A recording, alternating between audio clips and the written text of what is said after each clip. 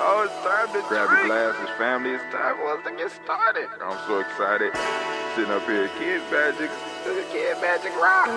Shots out. Here we go.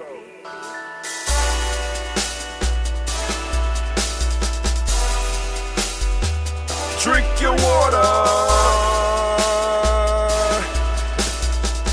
Come on, drink your water, but first, take your breath and drink some water. Take your breath. Take your breath and drink some water. Take your breath. Take your breath and drink some water. Take your breath. Drink.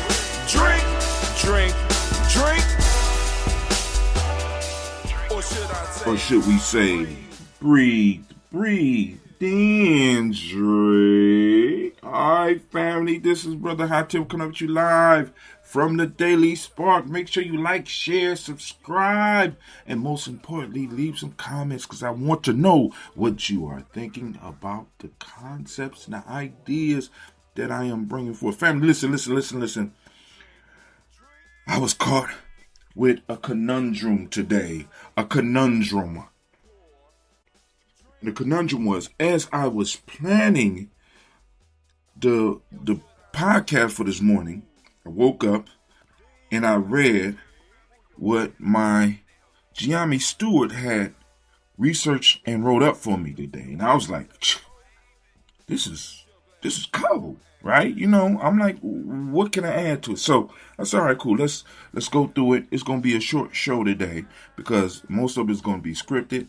But I do want to cover the haikus with you because the proverb is in here, the algorithm is in here. So let's talk about the haikus for the day. Now, first off, I want to say this is the Independence Day of Djibouti. 1977, on this day, they liberated themselves. Now, let's get it. Before we begin, in our mind, we should see end. Our vision guides us. All right, you'll see how that fit in. You know, that's the proverb of the day, but, you know, I'm going to get to it. We should live our lives guided by the inner mind.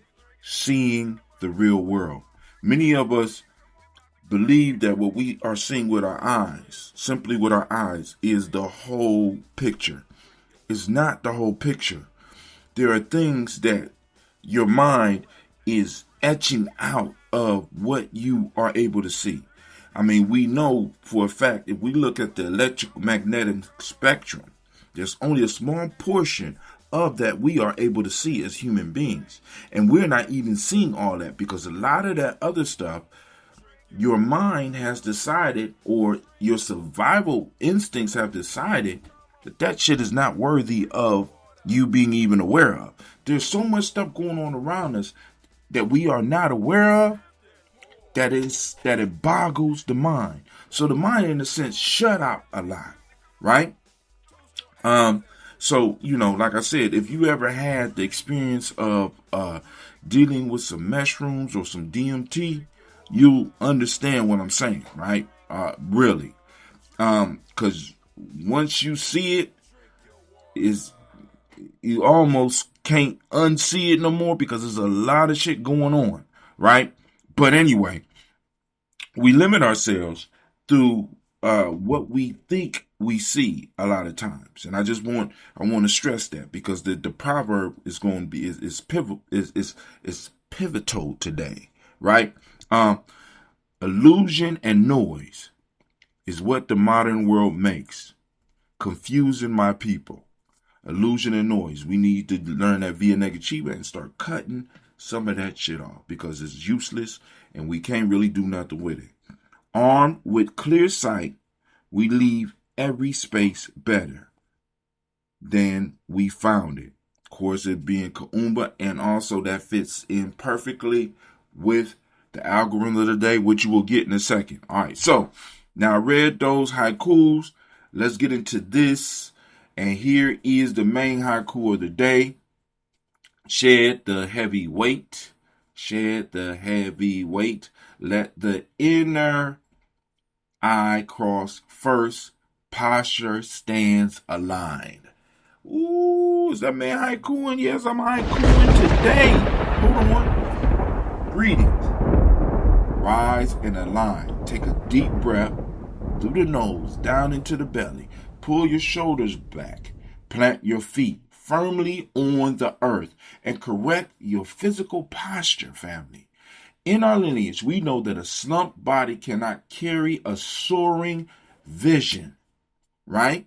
Physical alignment is the foundation of mental serenity. When we align the body, we clear the channel for divine inspiration to flow. Today, we walk under the fiery orange light of Kuumba, guided by the ancestral Zulu wisdom. Listen, here's the proverb. Get ready. The eye crosses the river before the body. Let me say it again. The eye crosses the river before the body. Consider the depths of this instruction. My warriors, elders, nation builders, when we stand on the bank of any river, whether it is the river of financial hardship, systematic obstacles, or creative blockages, our physical eyes see the roaring water. But the creator, the sovereign mind of Kuumba, does not look down at the churning mud beneath their feet. The visionary's eye immediately leap across the current and land safely on the opposite bank. The eye crosses first. It sees the bridge before the wood is cut. It sees the harvest before the soil is turned. This is the power of mental foresight and what we cultivate as the intelligence of the heart. Ooh, man. Hey, somebody out there in Gye-Nyame. Hey, come on, because we talk about those three types of intelligence, don't we? Right? We talk about those different types of intelligences, don't we? And I think the highest one, come on now, what's the highest one? Somebody tell me. All right, I'm going to be quiet. Before your physical body takes a solitary step into a new venture, your mind must inhabit that space of victory. Your mind must possess the destination. Family, this is crazy. I am reading a book about Reverend Ike right now, right? He came across my algorithm, right? And I'm listening to him. I'm like, man, here we go with this secret shit. But then I start thinking about it, and I looked out in the audience, and I see this man it's black and white, talking to a room full of people, black people, talking about this concept in the 60s, right? You know what I'm saying? He's sharp, for the time. I mean, shit, right now, it wouldn't be that sharp. But what I'm saying is, he was talking these principles back then. And I said, whoa, hold on. And I'm like, okay, cool. This is a little bit deeper than this because these people out here looking good. Is so-called church. And he is dropping spiritual science, not religious science. He's dropping spiritual science about the power of the mind. And I'm sitting up here like, whoa, let me go and look up this dude, right? And I'm sitting up here like, wow. So I'm bringing him up because part of what he was talking about was being able to see what it is you want. So when he was healing people, he would have them see, and he would see and act as a conduit of the creative force within him with their belief, and it would help them heal themselves. You understand what I'm saying? At least that's the way he explained it. Now, I don't know if that's the way the people took it. But the point is, he was seeing a vision. He was seeing what he wanted at the end clearly. Now, remember, Bruce Lee used to talk about emotional content. I'll be making fun, but it's emotional content. When we visualize, right? When we use our Kuumba, this creative spark, we have to invest that emotional content, that energy into it so that when we imagine it, when we see ourselves doing it, right? We have the emotions coming over us that we would feel when we felt successful at doing it. We had to see ourselves where we wanted to be, right? I couldn't walk miles. You know what I'm saying? I got to see myself at the end, because in the middle is horrible. I'm just joking. I'll make the best of it. But the middle can be horrible because I don't want to do the middle. I don't actually want to do the middle. I want to be at the end.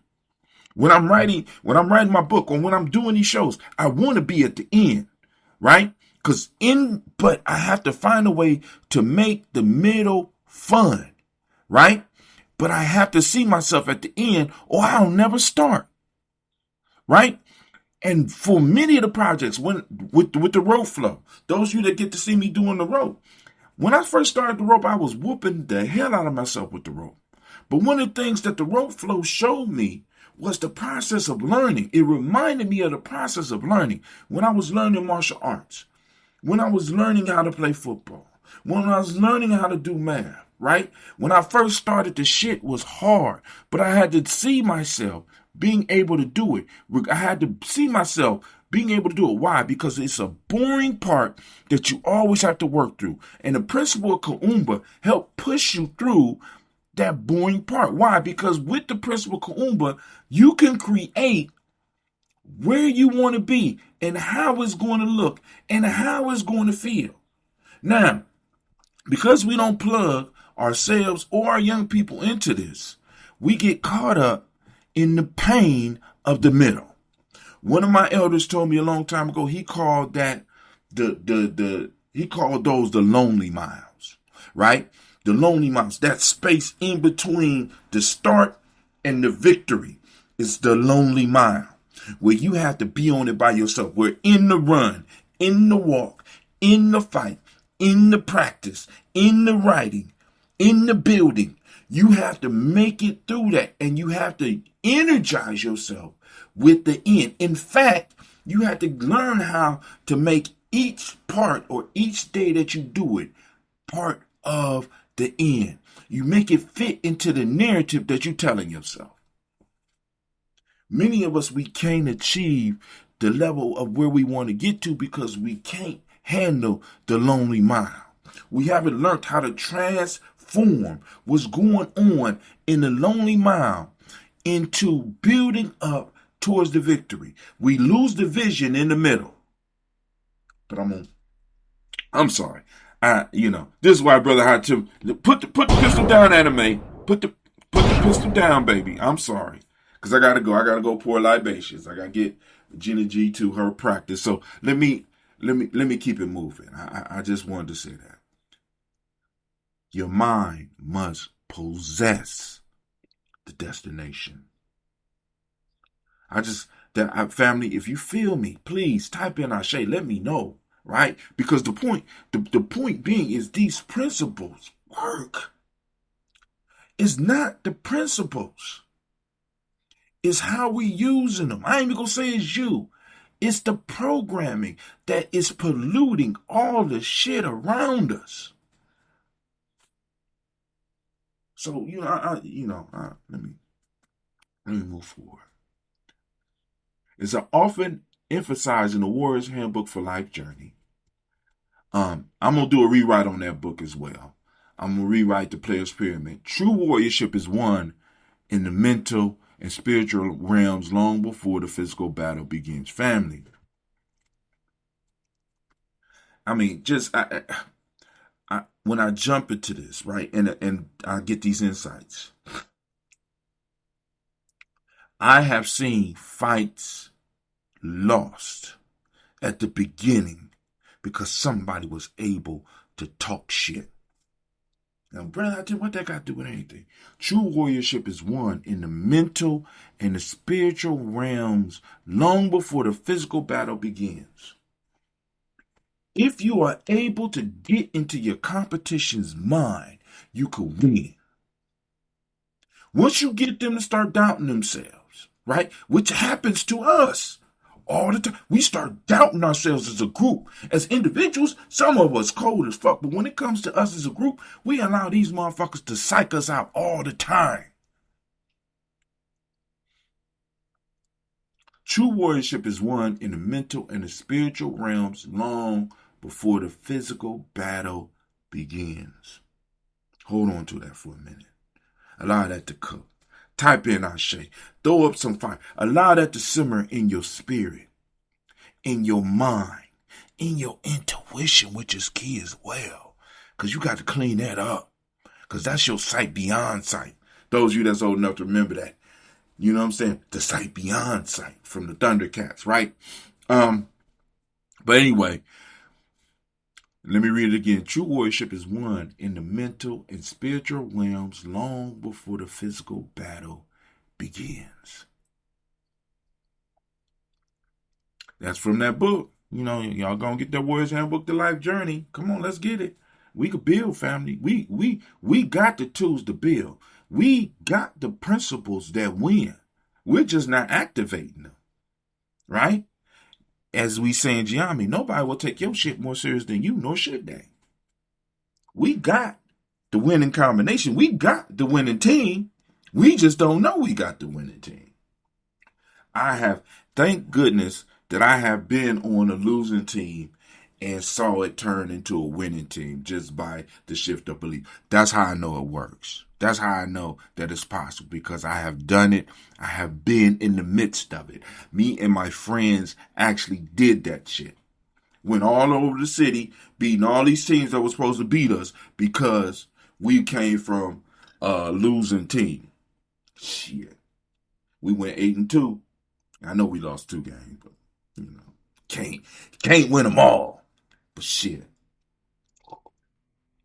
Let me stop. I think it was 8-2. Maybe it was 6-2. I don't know. But we had more wins than losses, but I know it was 2 losses because I remember those losses because it was so close and so goddamn ridiculous. You know what I'm saying? It was lost because true warriorship is won in the mental and spiritual realm long before the physical battle begins. I give a story, but it'll take me off and I'll make Gina late, so I ain't going to get a story. But how do we clear the fog so that our inner eye can see clearly? We practice via Negativa, the intentional stripping away of that which does not serve us. Somebody type Ashe. Come on now. We do not need to add more noise. We must delete the garbage. We must uninstall the fear of failure. We must uninstall the fear of failure. It's a program that restricts our vision. We must scrape off the heavy buildup of blame, shame, and guilt, written by a society that does not know our worth. Family, you are being held in place by blame, shame, and guilt. You are being held in place by blame, shame, and guilt. And I have to, let me segue. I'm reading this book about Reverend Ike. And in the book, the way Reverend Ike describes his mother, he describes her, or his son describes his grandmother as a woman that was brilliant, but because of how she believed, it hindered her whole life. She couldn't see a black man living out his dream. So rather than stay with him, she snatched up the whole family, her family, just her and her son, and all their possessions, and moved away from him. Because he was too uppity and his visions weren't based on reality. Because a nigga couldn't do the shit that he thought he could do. Because her trauma wouldn't allow her to escape. It shaped how she saw reality, and her religious training in saying that rich man, it's easier for a rich man to get through an eye of a needle than to get to heaven type shit. You know what I'm saying? And it's like, yo, I'm not on that wealth shit or the gospel of prosperity type shit. But what I'm saying is we limit ourselves through blame, shame, and guilt. Right? I shouldn't be winning. And everything is going too right for me right now. Something that has to go wrong. That's just the way it is. And it's not like that. We make it like that, family. We make it like that. Because our blame, shame, and guilt has been programmed into us. We are operating on a program that does not benefit us. It benefits the others. And until we let that shit go, we fucked up. But family, let me go because I got to go and do these libations. I got to drop G and G. Woo! We must scrape off the heavy buildup of blame, shame, and guilt written by society that does not know our worth. These false scripts are nothing but dead fruit on our vine, draining our life force. We remove the mental clutter. We find our natural state of pristine vision in the player's pyramid. We learn that to activate our creative block, we must clear our internal world first. We cannot build a monument to greatness while our foundation is cluttered with the debris of old limitations. Please, I need an ashe on that one. Armed with the clear sight, we activate today's ancestral algorithm. I leave every space more beautiful than I found it. I leave every space more beautiful than I found it. I leave every space more beautiful than I found it. This is not a passive wish. It is a tribal command. It means that wherever the body follows the eye, it acts as an agent of transformation. If we walk into a room, you bring peace. If you engage in a project, you bring excellence. If you speak to a brother or sister, you lead them stronger, more aligned, and more sovereign than when you find them. We do not leave spaces as we find them, nor do we leave them degraded. We elevate them. We make them better. We design solutions with the elegance of an artist and the precision of a master builder. Man, give me a, come on, man. I ain't even tell y'all great Kuumba. I'm sorry. You are listening to the Daily Spark, and you are on the day of Kuumba. Wow. As we move through this day of Kuumba, in the week of Ujamaa, in the cycle of Ujamaa, in the year of Ujima, let your eyes cross the river of any challenge you face. Drop the weight, cut the noise, and step forward. Let your mind see the victory, and let your body follow in perfect posture, carving out beauty in every single step.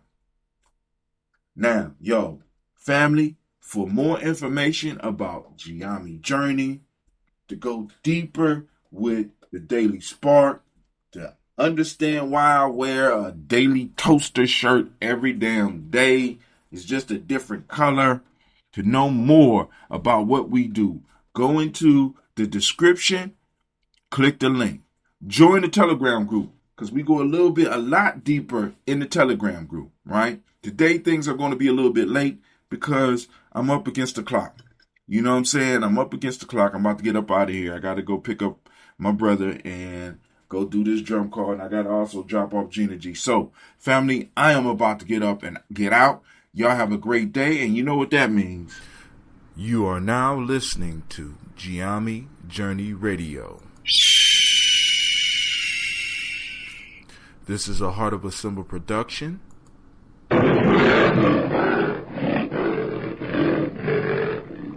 Where we strive to blow up your old paradigms.